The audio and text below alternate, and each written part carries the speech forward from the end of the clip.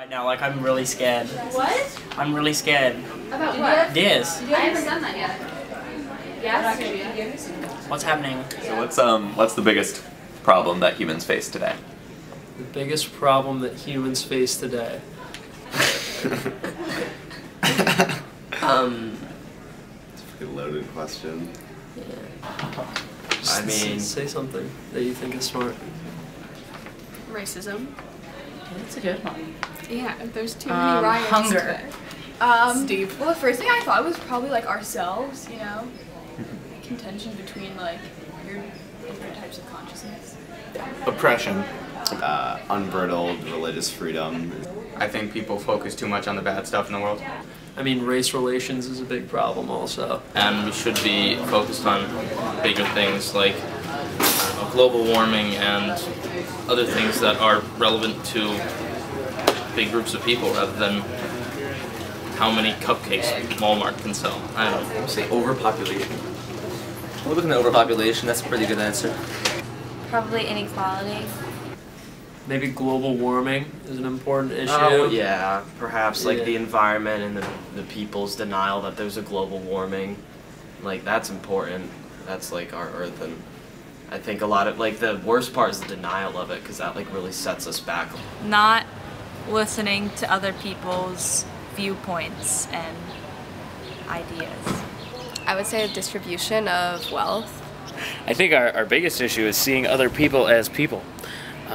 It's so easy to dehumanize others for them being lesser or better than us, and that leads to issues of, you know, idolizing people, thinking they can do no wrong, and also thinking we're better than people, so we treat them poorly because they're poor, or they're of a different race or a different religion, and that just leads to problems of you know, it's the root of all evil, is not seeing other people as people.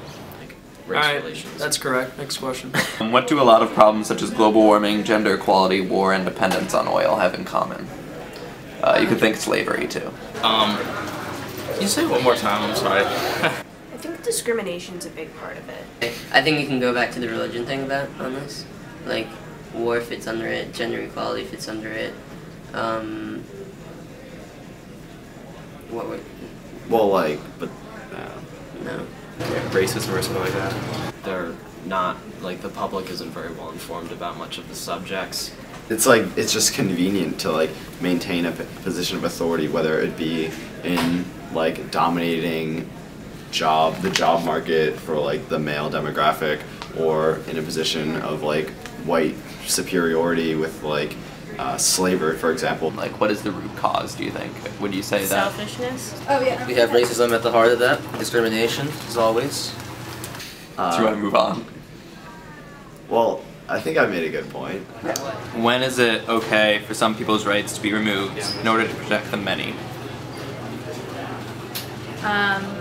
Probably if they're putting someone else's freedoms or life in danger. It depends on the right. Yeah. If people are being harmed, I guess. When the people begin abusing their rights. I mean, I don't think it is. Like, maybe we can think about this in the realm of, like NSA spying. Like how, well, in that case, many people's rights. I don't think it's really right at all to remove other people's rights. I don't know what I'm saying, getting distracted. You can cut this out, right? If taking away those rights means protecting a much larger group of people, I think that it can be okay in certain circumstances. Stop laughing. I don't know, move on. Don't give me an answer for that one. Is the opposite also true? Is it important to protect and honor the beliefs and rights of a small group of people? Well, I just said it's okay to take away the smaller group's rights, so I think I'm gonna stick with that. Stick with it? Yeah. Yeah, I'd say so. To an extent, but I think that if it, in a lot of circumstances, they can make too big a deal about it, and they make it seem like it doesn't, like it has a bigger impact than it really does, when it really is superfluous in the whole scheme of things. In short, yes, because that's almost just as important as the other side. It's kind of like a drop of water. You need to, small things make a difference and they all add up. Yeah. If it's, so for example, if one like small religious sect and part of that was murdering people, obviously like that's not honor. I think everyone should be respected and honored and thought of. Yeah. Yeah, definitely. Every individual should have protected rights. Yes. Set it up. When you're honoring the rights of a smaller group of people, you're not paying attention to the majority, and the majority is the majority. So how do you feel about the school mascot being an Indian? We should change it. I like it. Wait, what is it gonna be? How do you feel about the school mascot being an Indian? I was just about to bring that up. Is this what this is all about? Mm-hmm. Oh, wow. Why would he not consult us on this? I think it's questionable. I mean, if I can't dress up like my school mascot because it's offensive, personally, it's offensive. I think that the school mascot being an Indian is perfectly fine, because in the sense that I view it is, it's an Indian because we want to be strong, we want to be fierce, we want to be like a force to be reckoned with. And I don't think those are demeaning qualities to any group of people.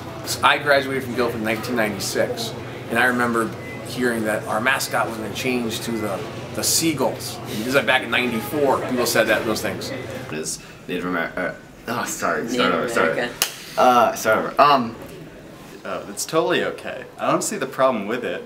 It's just a whole bunch of social justice warriors going out for some blood or for their resume building. So. Sean, you just said on a global scale, Native Americans Sorry. think that 81% of No, I'm doing that take again. I like it. And I think of it more as an honoring of a great group of people that were sometimes forgotten in society today. I think that if there's any kind of negative connotation with that mascot, then it needs to be taken down because it's offending some people. Well said, although we also have to consider the opposite, that if we do change it, we'll defend people who do think that it's an honor and it's, good name to their heritage. Who, the Native Americans? Yeah. At this point, we're not even thinking, like old Hollywood Indian stereotype as our mascot. It's just a picture that we have. It's, Indians. I don't think that it's our opinion that matters. I think it's the opinion of the Native Americans that live on our land. And Like it, because we're also honoring like their memory. Yeah. Like we did kind of obliterate them, which is like a little mean. Like actually, it's a lot more than a little mean.